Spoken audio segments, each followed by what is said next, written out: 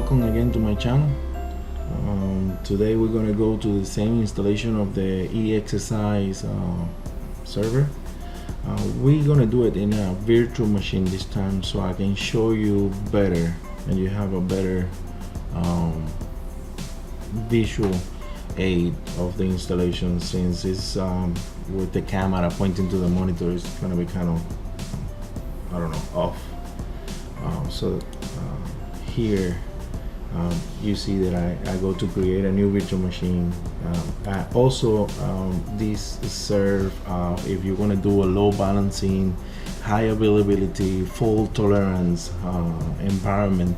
You can have two different ESXi's low balance that they can help out and give you resources in the time of need, and you can set it up so if one fails, the other one can pick up the slack, and also can help you out if you're doing a lab with the light migration, vMotion and all that.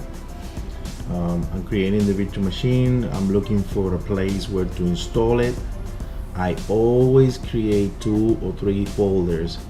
I create one that is going to have all the virtual machines and perhaps even the ISOs, and then inside that I create the one that is for the virtual machine and the rest that is for ISO and other items that I might need.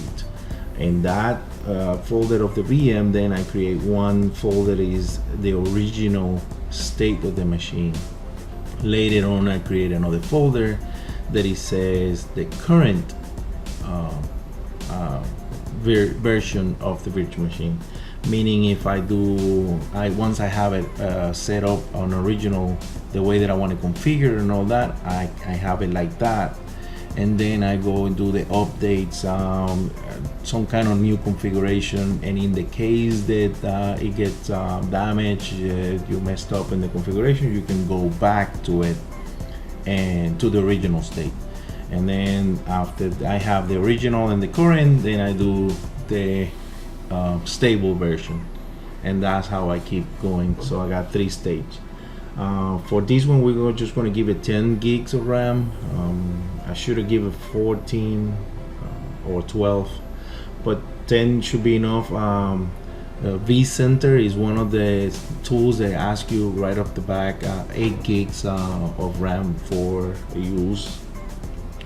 And obviously the ESXi probably going to use 1 to 2. Don't quote me on that. I'm probably going to ask you more depending on the load and the condition and the configuration that I'm going to build. I know it's going to use between 1 and 2 gigs of RAM. The vCenter is going to use 8. I think after you have it installed and ready to go, you can go back and set it up to 6.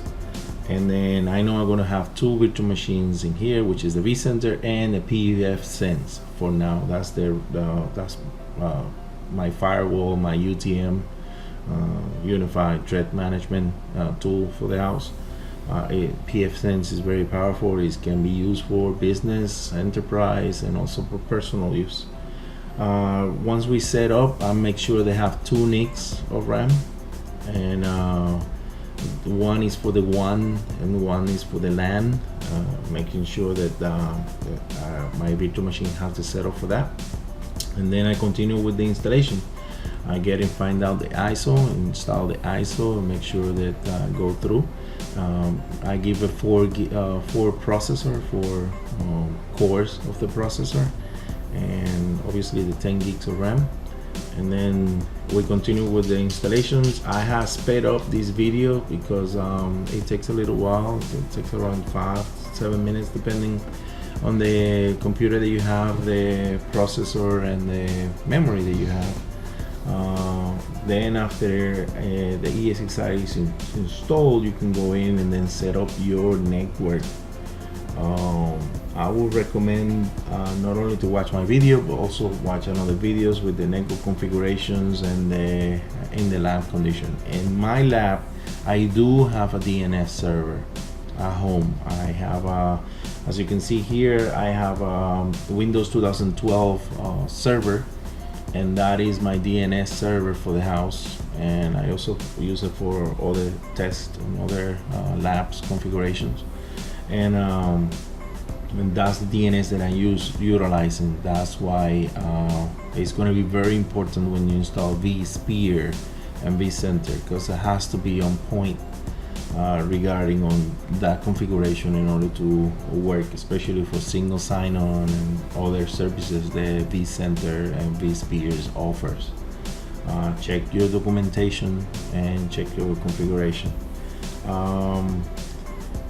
Here I'm going back to my DNS configuration. As you can see, I'm putting the IP of my DNS server. Also, I'm borrowing the DNS server for Google, and also the host name.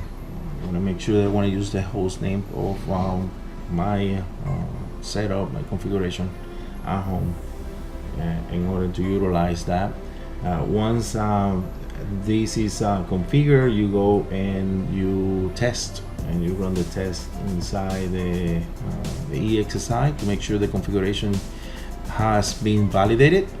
Once you get that, you can then basically finish with the configuration in ESXi.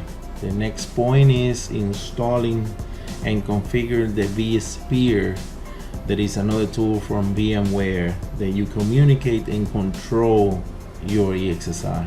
After that, you make the installation of the vCenter, and that's like a web UI that you can go and then control your ESXi server, ESXi server from any computer. All you gotta do is point it to the right IP on your infrastructure, and you get access with your username and password to vCenter, and then you can control your configurations of your virtual infrastructure.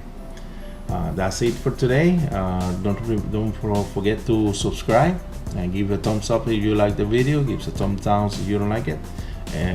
Make in the comments what would you like to see. If you have any questions, go ahead and put it in the comments, and I will make my best to answer and address those inquiries and requests as soon as I can.